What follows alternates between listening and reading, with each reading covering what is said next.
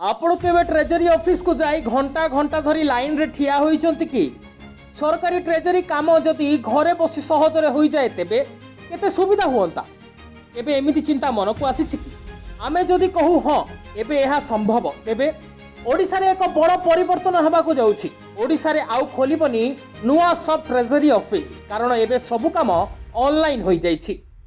पूर्वरु pension सरकारी देय bill pass किंबा अन्यान्य अर्थ लेन देन पाई लोक माने ट्रेजरी ऑफिस को धाउथिले जहा फल रे बहुत समय नष्ट होउथला।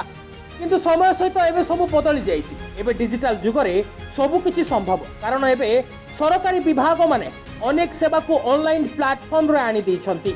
जने चाहिले निजे घरे बसी मोबाइल बा कंप्यूटर माध्यम रे सब काम अति सहज रे करि पारुछि। एबे आउ नुआ सब ट्रेजरी ऑफिस खोलिबार आवश्यकता बा कोन? एही निष्पत्ति पछरे सरकारकर मुख्य उद्देश्य रहिछि ओडिसार सरकारी सेवा को डिजिटल और सहज करबा। एबे मनरे निश्चय प्रश्न आसुथबा जे गाँ रे थिबा लोक माने जो माने डिजिटल सिस्टम व्यवहार करिबारे समर्थ नुहंती से माने बा कोन करिवे?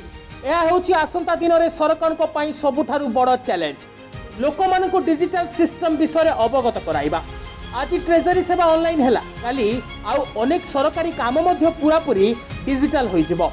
प्रश्न जे आमे एही नुआ डिजिटल सिस्टम पई प्रस्तुत कि नुह? एही परिवर्तन लोकंको पई सुविधाजनक हेबो कि नाही? आपणकर एथिरे मत कोन कमेंट रे निश्चय कहंतु।